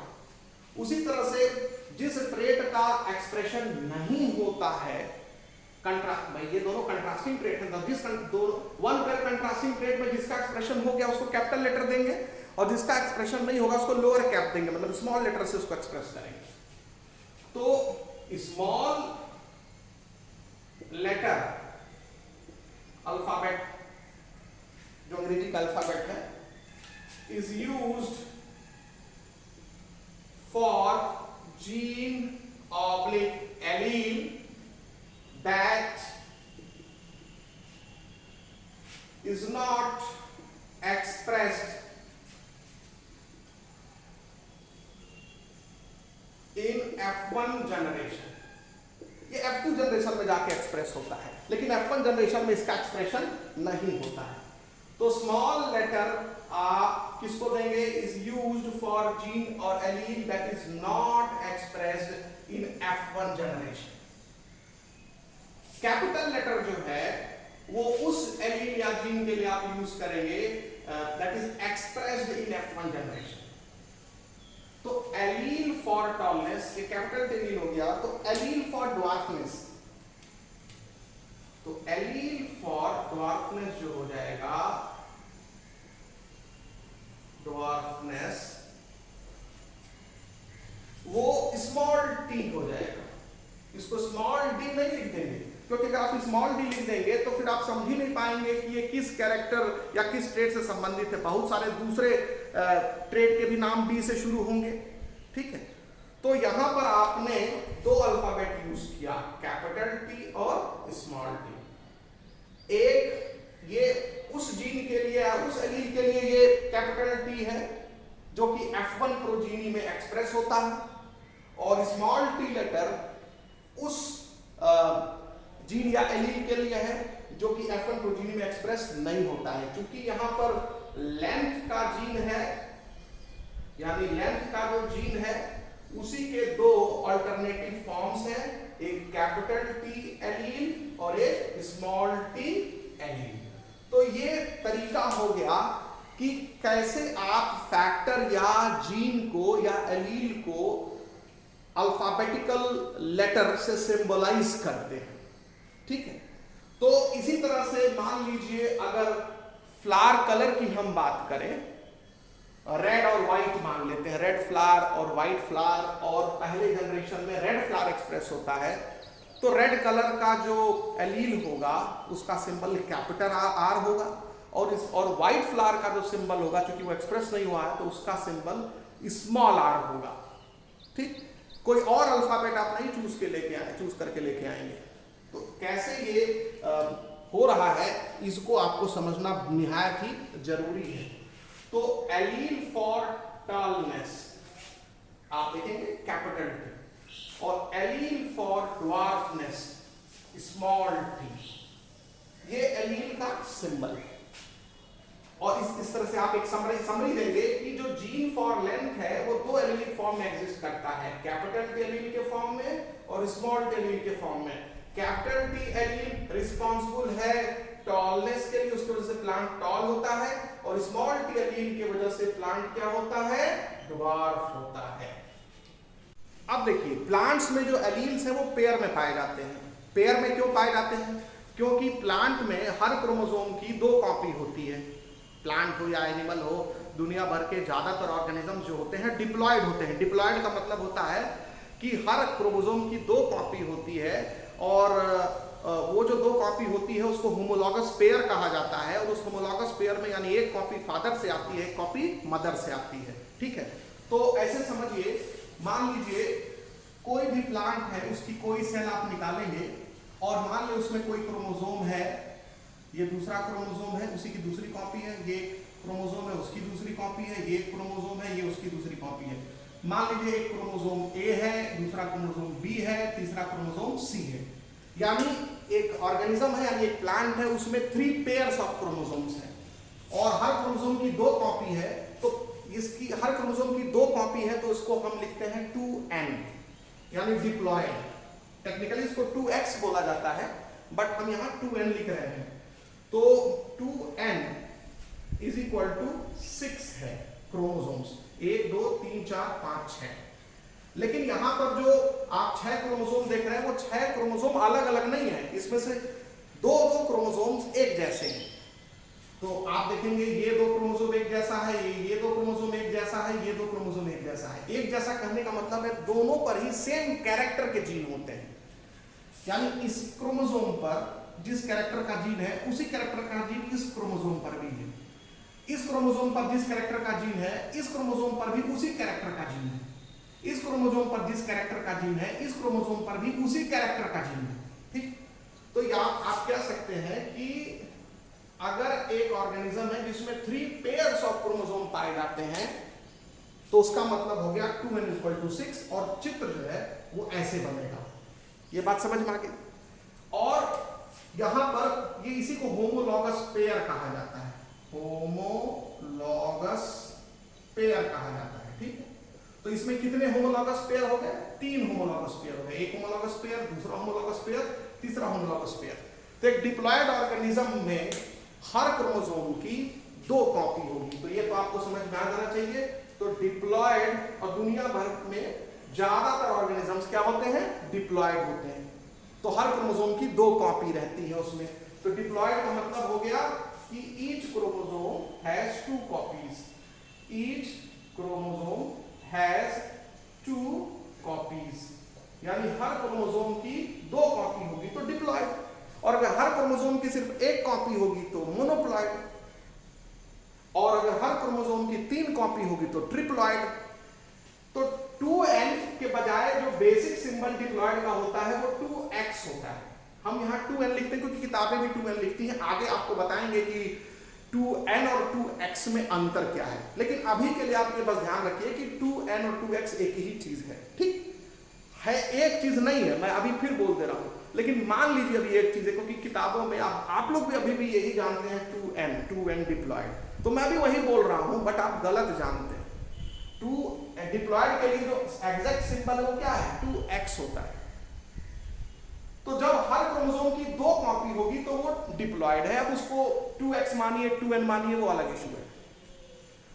और हर होमोलॉगस पेयर में एक क्रोमोसोम आता है गैमीट के जरिए फादर से, और दूसरा क्रोमोसोम आता है गैमीट के जरिए मदर से, यानी मदर का जो एग है उससे ये क्रोमोसोम आया है और फादर का जो स्पर्म है उससे एक क्रोमोसोम आया है, और दोनों आकर के जब फ्यूजन होगा तो दोनों क्रोमोसोम एक ही सेल में आ जाएंगे, तो वो दोनों एक ही सेल में आ गए।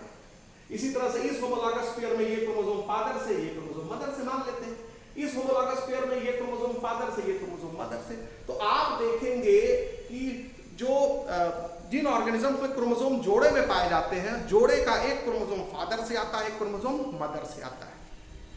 अब इसी को क्यों होमोलॉगस पेयर बोलेंगे? बोल दीजिए भैया ये वाला फादर वाला क्रोमोसोम आया है और ये भी तो मदर से आया है, ये वाला भाई इसमें ये फादर से आया है और ये मदर से आया मान लो, तो कह दो कि ये फादर से आया और ए वाला और ये बी वाला, तो इसको ए बोला गया है। क्यों? क्योंकि दोनों पर सेम कैरेक्टर के जीन है। तो मान लेते हैं, देखो ध्यान से, तो मान लेते हैं इस पर जो जीन है, जीन फॉर लेंथ है, मटर का ही पौधा मान लेते हैं, जीन फॉर लेंथ है, और इस पर भी जो जीन है जो मदर से आया है उस पर भी उसी जगह पर जीन फॉर लेंथ होगा, जीन फॉर लेंथ होगा। यानी मटर के पौधे में जो लंबाई का जीन होता है वो 2 क्रोमोसोम पर होता है, एक जो फादर से आया है और एक जो मदर से आया है, और ये दोनों ही क्रोमोसोम जो है वो होमोलॉगस पेयर बनाते हैं। ठीक है, जब मियोसिस होता है तो इनको होमोलॉगस पेयर कहते हैं। तो होमोलॉगस क्रोमोसोम्स में सेम सेट ऑफ जीन्स होते हैं। हम तो यहाँ सिर्फ एक जीन लिए हैं, ऐसे एक और जीन होगा ऊपर किसी और कैरेक्टर का, एक और जीन होगा नीचे किसी और कैरेक्टर का। तो एक क्रोमोसोम पर जितने जीन्स होंगे उसके होमोलॉगस पार्टनर पर भी उसी कैरेक्टर के जीन्स होंगे। ठीक, अब देखो, अब जब हम मटर का पौधा यहाँ पर एग्जाम्पल ले रहे हैं और हमने बोला कि जो जीन फॉर लेंथ होता है उसके 2 एलिलिक फॉर्म होते हैं, कैपिटल टी और स्मॉल टी। तो इसका मतलब है कि जो जीन फॉर लेंथ होगा, तो जीन फॉर लेंथ होगा तो इस जगह पर या तो कैपिटल टी होगा या तो स्मॉल टी वाला रूप होगा। अब जीन अपने किसी एक रूप में तो बैठा होगा ना, तो यहाँ कैपिटल टी फॉर्म में बैठा हो सकता है या स्मॉल टी फॉर्म में बैठा हो सकता है। उसी तरह से जो मदर से आया है एक क्रोमोसोम, उसमें भी जो जीन फॉर लेंथ होगा वो अपने किसी एक फॉर्म में बैठा होगा, कैपिटल टी या स्मॉल टी। तो ये जरूरी तो नहीं है ना कि फादर से जो ए क्रोमोसोम आया है उसमें जो जीन फॉर लेंथ है अगर वो कैपिटल टी फॉर्म में बैठा है, तो मदर से भी जो ए क्रोमोसोम आ रहा है उसमें जो जीन फॉर लेंथ है वो भी कैपिटल टी फॉर्म में ही बैठा हो सकता है, वो स्मॉल टी फॉर्म में बैठा हो। तो कहने का मतलब हो गया कि ऑर्गेनिजम्स में जो जीन होते हैं या एलील होते हैं वो पेयर्स में पाए जाते हैं। कैसे पाए जाते हैं? जब क्रोमोसोम पेयर में पाए जाते हैं तो एलील भी पेयर में पाया जाएगा। तो आप यहां मेंशन कर लेंगे कि जो जीन या एलील्स होते हैं ऑकर इन पेयर्स। तो जीन या एलील्स ऑकर इन पेयर्स। तो ये आपको पता होना चाहिए। तो जब आपको ये पता है कि जीन या एलील्स पेयर में पाए जाते हैं, तो मटर के पौधे में, क्योंकि यहां सारा एग्जांपल मटर के पौधे का ही चल रहा है, तो मटर का जो पौधा होगा उसमें जो जीन फॉर लेंथ है अगर उसके दो एलिलिक फॉर्म होंगे और एलिलिक फॉर्म पेयर में पाए जाते हैं तो कितने कॉम्बिनेशंस पॉसिबल होंगे? तो देखिए, तो एक तो कॉम्बिनेशन ये पॉसिबल होगा कि दोनों ही क्रोमोसोम पर होमोलॉगस पेयर के कैपिटल टी एलील हो, या दोनों ही होमोलॉगस क्रोमोसोम पर स्मॉल टी एलील हो, या एक पर किसी दोनों में से किसी एक पर कैपिटल टी हो और दूसरे पर क्या हो? स्मॉल टी हो। तो एलीलिक कॉम्बिनेशन जो है आपको अब मिल गया। तो अब जब यहां पर हमने टॉल प्लांट लिखा, तो टॉल प्लांट जब लिखेंगे तो यहां जो टॉलनेस का एलील है वो पेयर में पाया जाएगा, मतलब एलील कोई भी है वो पेयर में पाया जाएगा, ठीक है। या ड्वार्फ लिखा तो यहां भी एलील क्या होगा? पेयर में पाया जाएगा। तो मटर के पौधे में जो एलील्स होते हैं वो पेयर में पाए जाते हैं, या किसी भी ऑर्गेनिज्म में एलील पेयर में पाए जाते हैं। ये जनरलाइजेशन है, एक्सेप्शन छोड़ दीजिए। तो कितने कॉम्बिनेशंस आपको मिलेंगे यदि किसी जीन के दो एलीलिक फॉर्म होंगे? यदि किसी जीन के दो एलीलिक फॉर्म होंगे तो 3 कॉम्बिनेशंस मिलेंगे। दोनों एलील सिमिलर होंगे कैपिटल लेटर में, दोनों एलील सिमिलर होंगे स्मॉल लेटर में, और या एक एलील कैपिटल लेटर में होगा, दूसरा एलील स्मॉल लेटर में होगा। तो आपको 3 कॉम्बिनेशंस मिलते हैं एलीलिक पेयर के, ठीक है। और ये जो 3 कॉम्बिनेशंस मिलते हैं इसी को जीनोटाइप बोला जाता है। क्या बोला जाता है? जीनोटाइप। तो जीनोटाइप क्या बताता है? जीनोटाइप एलीलिक कॉम्बिनेशन को बताया जाता है कि कौन से 2 एलील मौजूद हैं एक ऑर्गेनिज्म में। तो ये हो गया जीनोटाइप। तो इस तरीके से आपने देखा कि जीनोटाइप क्या है। तो जीनोटाइप क्या होता है? It is allelic combination of a gene. तो पहले डेफिनेशन आप लिख लीजिए, व्हाट इज जीनोटाइप। तो जीनोटाइप इज एलीलिक कॉम्बिनेशन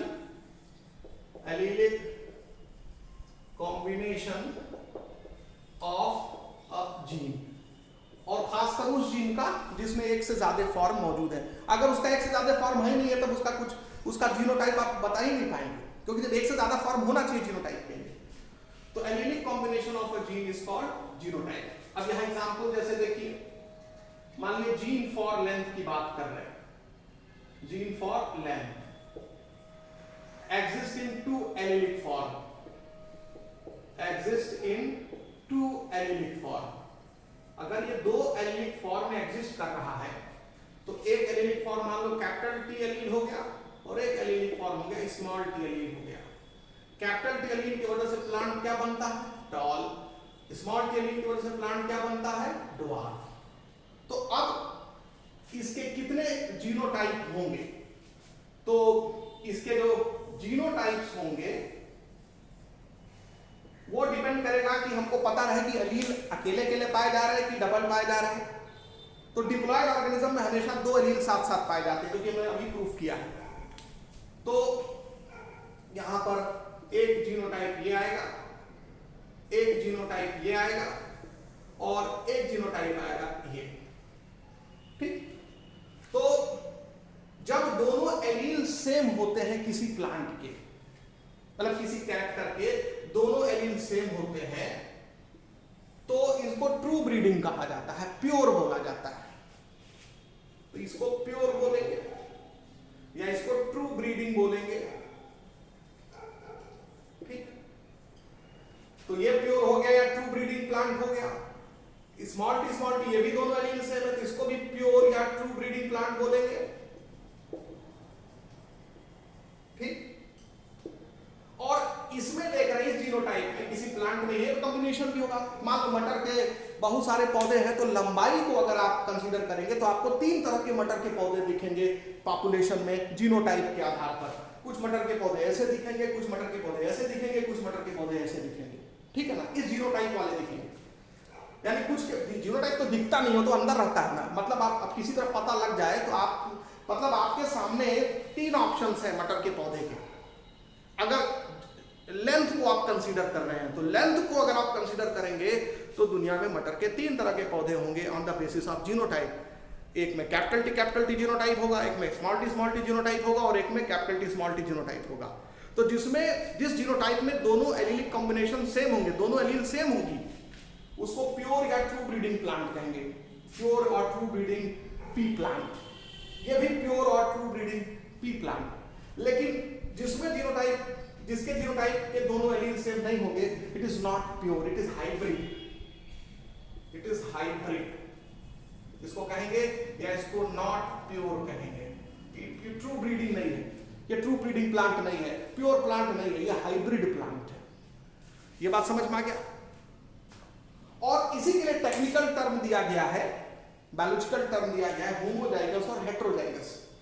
तो जब दोनों एलील्स किसी जीनोटाइप में सेम होते हैं तो उसको होमोजाइगस कंडीशन कहा जाता है। तो ये हो गया होमोजाइगस, ठीक।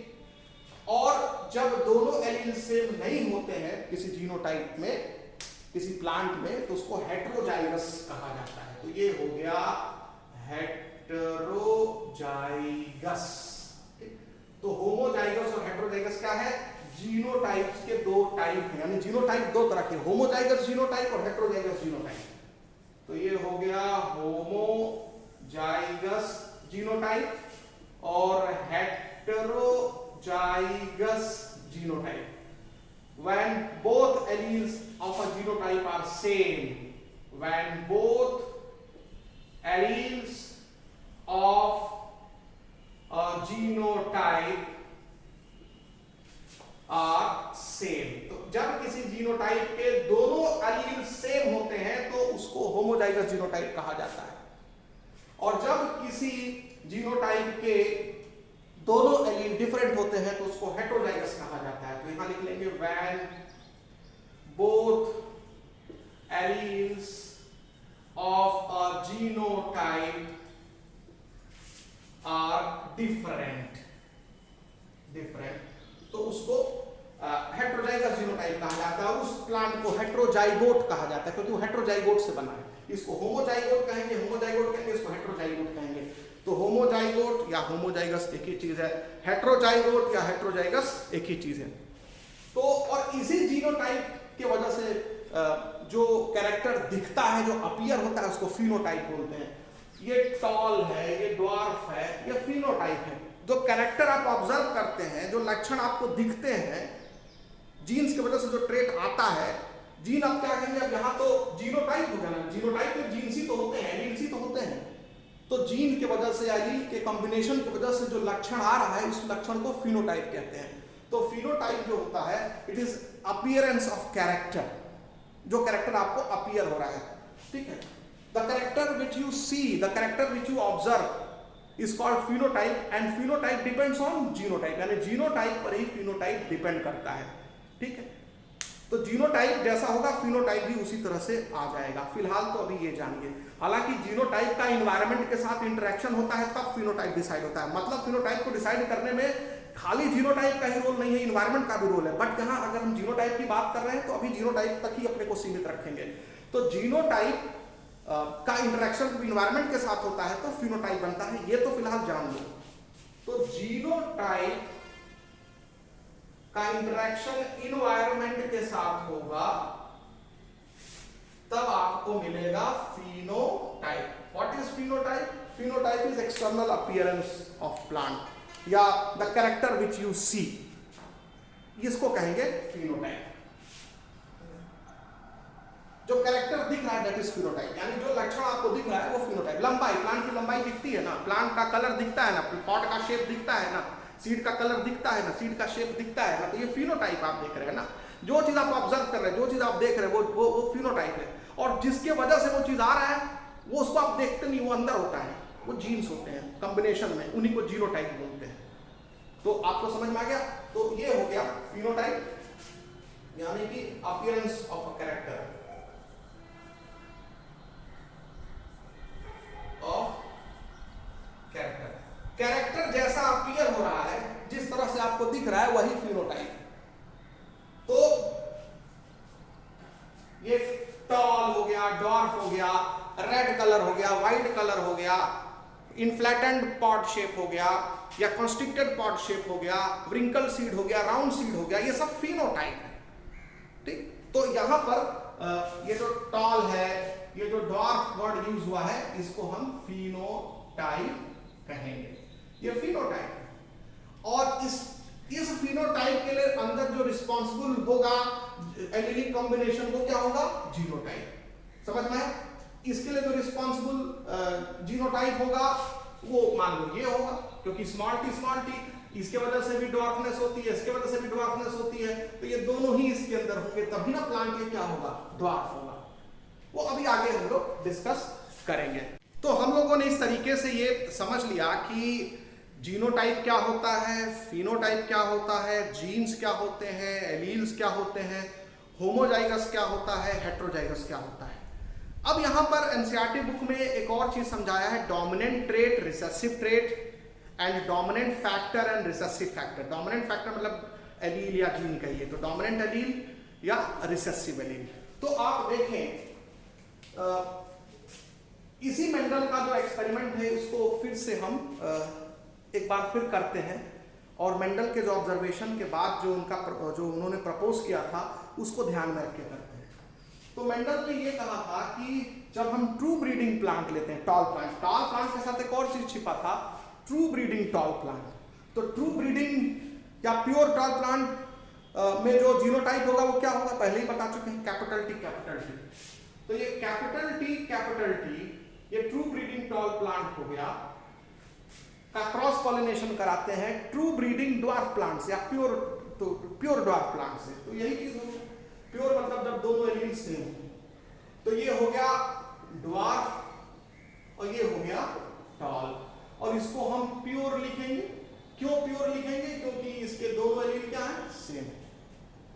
और एलील हमेशा पेयर में पाए जाते हैं, तो पेयर में पाए जा रहे हैं, 2n है डिप्लॉयड, हर क्रोमोसोम की 2 कॉपी, तो हर एलील की भी 2 कॉपी। अब दोनों एलील सेम हो सकते हैं, डिफरेंट हो सकते हैं, वो तो अब डिपेंड करता है फादर से जो जिस क्रोमोसोम पर बैठ के एलील आया है और मदर से जिस क्रोमोसोम पर बैठ के एलील आया है, और जो क्रोमोसोम पेयर करेंगे तो पता नहीं दोनों एलील सेम आए हैं कि डिफरेंट आए हैं। तो हो गया। तब इनका क्रॉस पॉलिनेशन होता है, तो ये जो गैमीट बनाएगा, गैमीट बनने में मियोसिस होती है कि नहीं होती है? मियोसिस होती है। तो इसके गैमीट में कैपिटल टी एक ही एलील जाएगा इसके गैमीट में।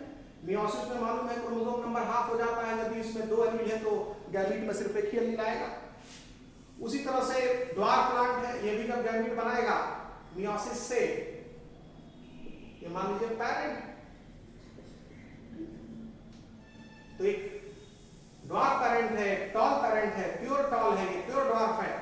इसमें जब मियोसिस होगा तो मियोसिस में हमेशा क्रोमोसोम आधा हो जाता है, अगर 2 क्रोमोसोम है तो एक ही ना आएगा, और एक आएगा तो उस पर जो एक एलील है, एक ही एलील आगे बढ़ेगा, तो ये टी एलील आएगा गैमीट के अंदर। और उसी तरह से ये भी जब गैमीट बनाएगा तो इसमें स्मॉल टी एलील आएगा गैमीट के अंदर, एक ही एलील आएगा 2 में से।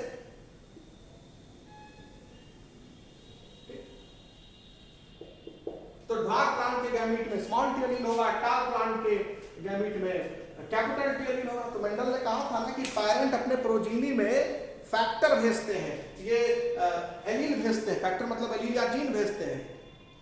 अपने प्रोजीनी में। तो देखो अब इससे प्रोजीनी बनने जा रहा है, ये दोनों गैमीट का फ्यूजन होगा, फर्टिलाइजेशन होगा, लाइजेशन होगा, ठीक है।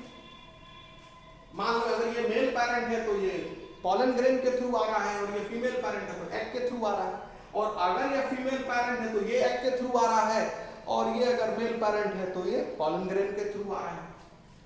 और इससे जो F1 प्रोजीनी बनेगी उसमें कैपिटल टी एलील और ये स्मॉल टी एलील आ जाएगा। तो ये जो प्लांट होगा ये F1 प्रोजीनी होगी, और F1 प्रोजीनी में टॉलनेस ही एक्सप्रेस होता है, टॉल डॉर्फ, और F1 प्रोजीनी में क्या एक्सप्रेस हुआ, टॉलनेस, यानी ये जीनोटाइप भी क्या होगा, टॉल होगा। लेकिन यहां दोनों एलील सेम नहीं है तो इसलिए ये हाइब्रिड होगा।